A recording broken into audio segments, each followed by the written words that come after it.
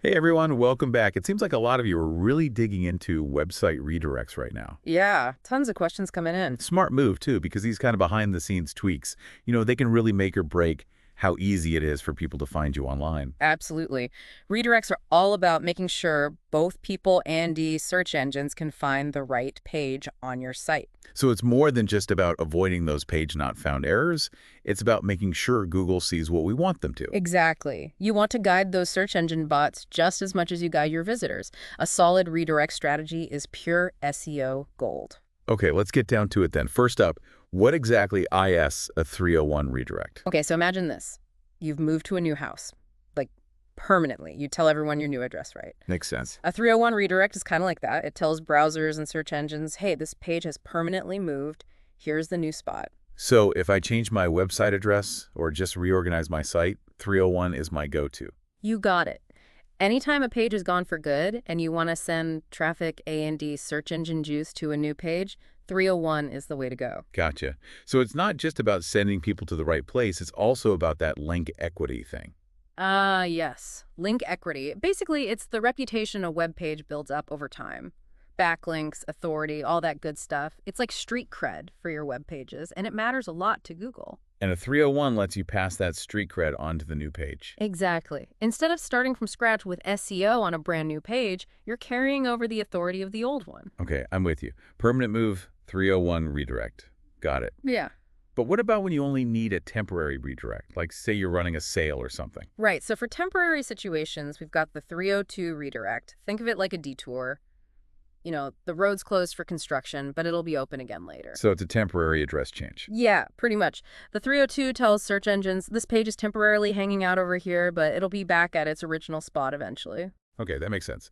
So with a 302, the original page still keeps most of its SEO value since it's expected to come back. Exactly. And that's a key difference compared to the 301. So I could use a 302 for like A/B testing different versions of a page, right? To see which one performs better without messing up the original page's ranking. Exactly. It's like a little experiment to see what works best. The 302 lets you do that without messing with your SEO.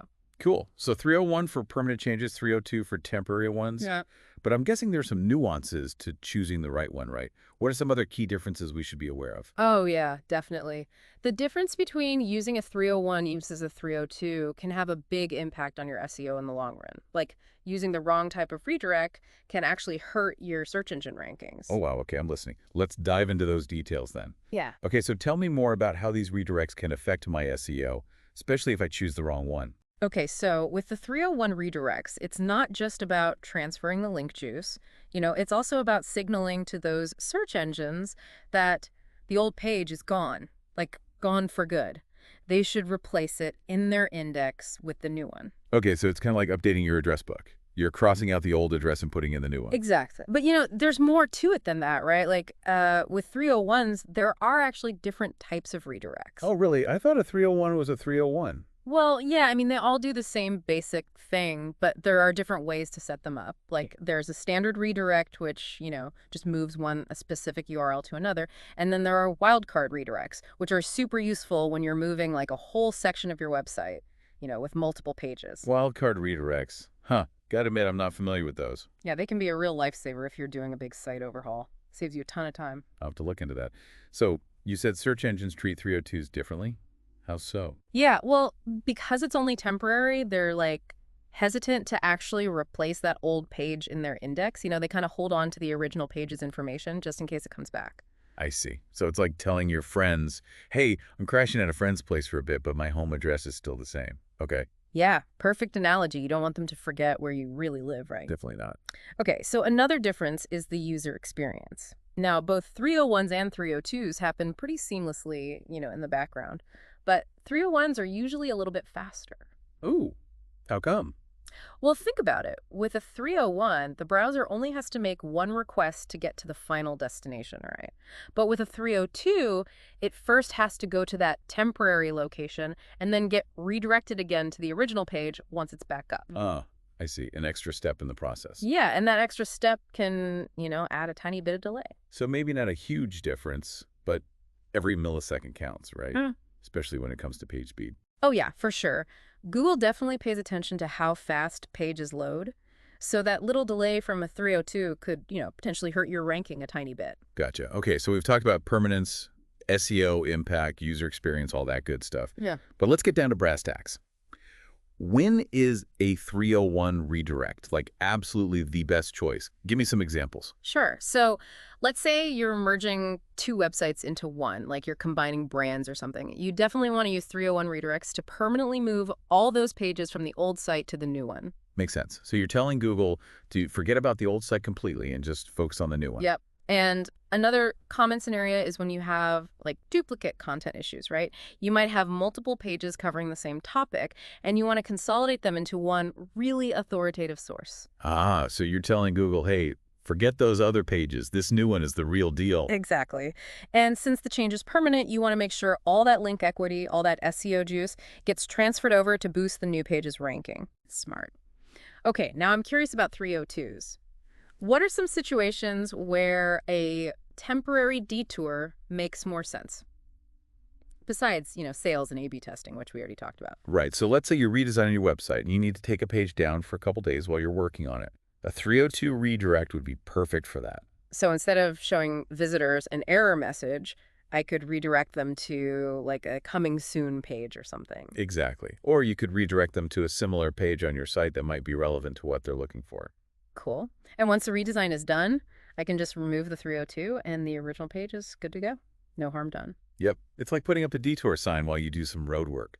Once the construction's finished, you take the sign down and traffic flows normally again. Makes sense. Okay, so we've covered some solid use cases for both 301s and 302s. But I know things can go wrong with redirects, right? Like, what about those redirect chains and loops I keep hearing about? Those don't sound good. Yeah, no, they're definitely not ideal. So a redirect chain, it's basically like getting lost in a maze of detours. Imagine clicking a link and getting bounced around from page to page to page before you finally reach your destination. Sounds annoying. It is. And Google doesn't like it either. When a page has to go through multiple redirects, it slows down your site and it can confuse search engines. Gotcha. So less is more when it comes to redirects. Exactly. Ideally, you want each page to have just one redirect pointing to its final destination. Keep it simple.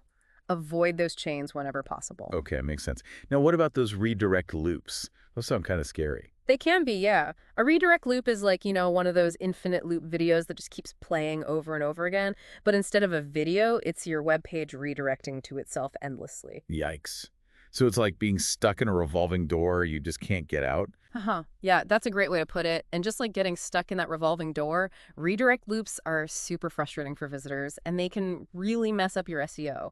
Google might even just give up on trying to crawl your site if they run into too many of them. Okay, this is starting to sound like a horror movie. How do we avoid creating these redirect nightmares? The key is testing. Always test your redirects before you launch them. Make sure they're pointing to the right place and that there aren't any chains or loops. There are some great tools out there that can help with this, like online redirect checkers and even browser extensions that can actually visualize those redirect paths. Okay, good to know. So when it comes to actually setting up those redirects, can we go back to what you mentioned earlier, .htaccess files and WordPress plugins and all that? Can you give me a quick rundown of how that actually works? Sure thing. So at the most basic level, redirecting involves like telling your server how to handle requests for certain URLs. Right. So if you're comfortable with code, you can edit your website's .htaccess file, which is like a configuration file that controls how your server handles a bunch of things, including redirects. Okay, but what if I'm not really a code person? Oh, no worries. There are definitely more user-friendly options out there. Like if you're using WordPress, there are a bunch of plugins, specifically made for handling redirects. And they usually have pretty simple interfaces, where you just put in the source URL and the destination URL. Sounds easy enough, so I don't have to be a tech whiz to do this. Not at all. And sometimes your hosting provider might even have a redirect manager built right into their control panel, which makes things even easier.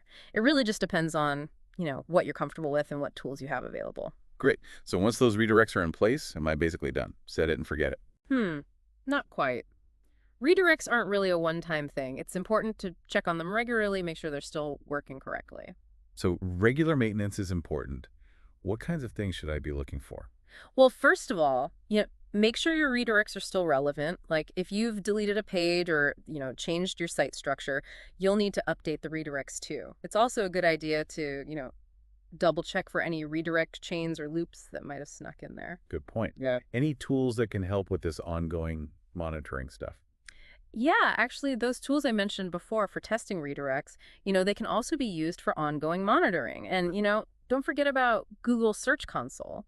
It's super useful. It can actually alert you to any broken links or, redirect problems that Google finds when it's crawling your site. Nice. So Google will actually tell me if something's wrong. Pretty much. It's like Google giving you a heads up if they find something fishy going on. Love that. Okay, we've covered so much ground today. All the different types of redirects, how they affect SEO, how to avoid those nasty chains and loops, even some tips for implementing and monitoring them. Anything else we need to know about redirects? I think we've hit all the major points. Just to recap, though, always pick the right redirect type based on what you're trying to do, whether it's a permanent change or a temporary one. Keep things simple. And of course, don't forget to test, test, test. Got it. Sounds like redirects are a pretty powerful tool that can really make a big difference for a website. But it's also important to be careful and plan them out properly. Exactly, but don't let all this stuff scare you. With a little bit of knowledge and the right approach, anyone can master redirects and really boost their SEO. This has been so helpful. I feel way more confident about handling my own redirects now. Yeah. But things happen. What if our listeners run into a redirect problem they can't figure out? Where can they go for help? Oh, that's a good question. Well, first of all, there are tons of resources online, right? Like blog posts, articles, video tutorials, you name it. If you're ever not sure which redirect to use, or if you run into some kind of technical issue, it's always a good idea to, reach out to a web developer or an SEO specialist. So professional help is always an option. Exactly. And there are also online communities and forums, specifically about SEO and website stuff. You can usually find really helpful advice and support from other website owners and experts in those communities. That's great. So there's a whole community out there ready to help. Oh, absolutely. You're definitely not alone in this. And, learning about SEO is a journey. It never really ends. So just remember, there are always resources and people out there to help you along the way. Well said. I think after today's deep dive, our listeners are ready to tackle any redirect challenge that comes their way. I hope so. As we wrap up this part of our discussion, I wonder what our listeners are thinking. What questions are popping into their heads right now? I bet some of them are, picturing their own websites right now. Thinking about all the pages they might need to redirect. Yeah, maybe they're planning a website redesign or, finally getting around to cleaning up some old content they don't need anymore. True. And maybe some are thinking, okay, this all makes sense in theory, but how do I actually do it? The technical stuff. Yeah, I bet there are some folks out there who are wondering about the nitty-gritty of, setting up those redirects on their specific platform. Because it's not a one-size-fits-all thing, right? What works for one website might not work for another. Right, exactly. Different hosting providers, different content management systems, they can all have their own quirks. So, even if you're using WordPress, which we talked about, Yeah. there are still different ways to set up those redirects. Oh, yeah, absolutely. You could use a plugin, right? There are tons of them out there, like Redirection or Yoast SEO. Those are popular ones. Or you could be more hands-on and edit the .htaxis file directly. Okay, so options. It's all about finding what works best for you and your comfort level. Exactly. And you know what? Don't be afraid to search online for tutorials or, guides for your specific platform. There's tons of helpful stuff out there. Awesome. Okay, we've covered so much ground today. What's the most important thing you want listeners to take away from this deep dive, as they start working on their own redirects? I think the biggest thing is to have a clear goal in mind before you start redirecting pages all over the place. What are you trying to achieve? Is this a permanent change to your site or just a temporary thing? Once you know the why, it's much easier to figure out which redirect to use and, make sure you're setting it up the right way. Start with the why and the rest falls into place. Yeah. Makes sense. Any other words of wisdom as our listeners start putting all this into practice? Don't be afraid to experiment a little, try different things. But, just make sure to test those redirects before and after you make any changes. And if you get stuck, don't hesitate to ask for help. There are so many resources out there, like online communities, forums, places where you can get advice from other website owners and SEO experts. That's reassuring. So we're not alone on this redirect journey. Not at all. We're all learning together, right? Well, this has been an amazing deep dive. I feel like I've learned so much about redirects today, and I hope our listeners are feeling, empowered to optimize their own websites, make them super user-friendly and Google-friendly. Yeah, me too. It's been great having you here. The pleasure was all mine. And for everyone listening out there, happy redirecting. And remember, if you ever find yourself lost in a redirect maze, you know where to find us.